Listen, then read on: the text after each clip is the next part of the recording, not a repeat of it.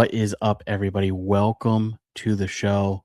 We are breaking down the top 100 albums of the 1990s in 10 minutes per album. If you like today's video, please go ahead and hit that notification bell, subscribe, and check out our podcast, the Hook and Bridge Podcast. Let's dive into it. What if I told you one of the most quietly dominant albums of the 90s wasn't from grunge, wasn't from a boy band, but was a band that somehow made it emotional, insatiably sound, radio friendly? Today we are talking about Yourself or Someone Like You by the band Matchbox 20. An album that didn't just succeed, but it lived in the charts for literally years. Okay. This is absolutely crazy. Um, Released in 1996, this was the debut album from the band Matchbox 20, fronted by the widely underrated Rob Thomas. Now, here's the crazy part. This album didn't explode overnight, and it was a slow burn. We're talking over 12 million copies sold, multiple hit singles, and basically becoming the soundtrack of the late 90s for your car rides or emotional confusion or dealing with breakups was a huge theme of this album. Dealing with the emotional stress of your family dynamic was a huge inspiration on this album as well. This post-grunge album was cleaner, and it was poppy, but not soft, which is huge for that decade. There wasn't really an in-between, and this kind of brought an in-between for everybody. Rock was aggressive, but not to the point of metal. It sits in this weird middle ground and is somehow dominating in that area. You had bands during that time that were pushing more towards the grunge Nirvana era. You had bands pushing more towards the boy band pop scene, and this kind of sat in between all of that, and fans loved it. This album lives in that sweet spot between the Goo Goo Dolls, Third Eye Blind, and slightly more grounded Hootie and the Blowfish. You've got clean guitar tones, subtle grooves, and a radio perfect production. But what makes it stand out is its human feel. It's not polished. It has this raw, lyric driven sound that wasn't really common in that day.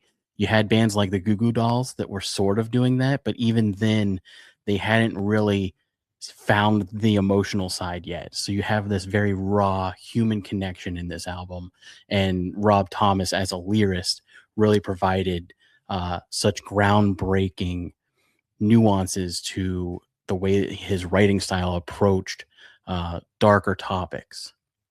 So what makes it stand out? I would honestly say Rob Thomas's writing style. It's not overproduced. It sounds like a band playing in a room with just enough edge to feel real. Lyrics and themes in this album, this is where the album kind of really takes off, right? So we have Rob Thomas, who is writing these abstract ideas. He's writing about insecurity, addiction, loneliness, and toxic relationships.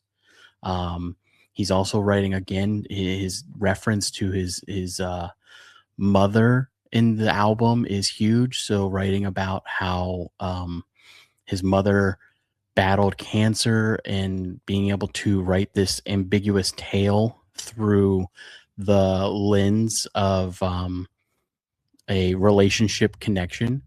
So songs like 3 a.m., like we just said, inspired by his mother's cancer battle. We have songs like Push, messy, controversial relationship dynamic. Specifically, he wrote that about his dynamic with his mother, but it has since turned into something greater. Very, very controversial song. Also played in the Barbie movie, which we all know, huge part of that movie. Real World was a song about feeling lost and disconnected. understanding the power of stardom, right? Being able to come into your fame and what fame can do to a person.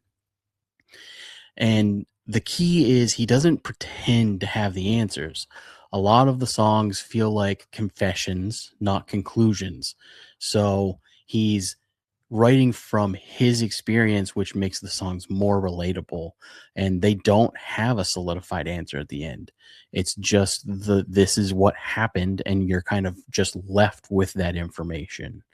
Um, a lot of the songs tend to have an emotional connection to dealing with trauma. At that time, that wasn't a super sought out writing prompt, if you will. So that really helped it stand out a bit. Let's talk about the tracks, right? This is what is crazy about this album. So many singles come off this album. You have Push, which is the breakout track. It's catchy. It's uncomfortable given its controversy, and it's still debated even today, especially like I said, since the Barbie movie came out. You have 3 a.m. This is the emotional core of the album. Simple chord progression, devastating backstory. This is one of those songs that really sneaks up on you. You have Real World is the anthem for anyone who feels like they don't belong. This still hits really hard today. Long Day, which is a severely underrated song. It's gritty, it's slightly darker, shows the band had more edge than people gave them credit for, kind of pushing that envelope of they are a rock band, not like a soft rock band. And then you had Back to Good, which is the closing song and one of the most real breakup songs of the decade. There's no happy ending, there's no resolution, just pure honesty. And then Yourself or Someone Like You as an album is not a scream for attention. It is a quiet part of your life album. It's not the flashiest album of the 90s. It's not the heaviest. It's not the most experimental, but it is honest. And honesty is what sets this album apart. And it keeps it for nearly 30 years being one of the greatest albums of all time, one of the greatest albums of that decade. And people are still playing these hits today. So, again, thanks for hanging out with us for 10 minutes. This was Matchbox 20's Yourself or Someone Like You. Again, if you like the video, please hit that subscribe button and give us a thumbs up. And yeah, we'll see you on the next one.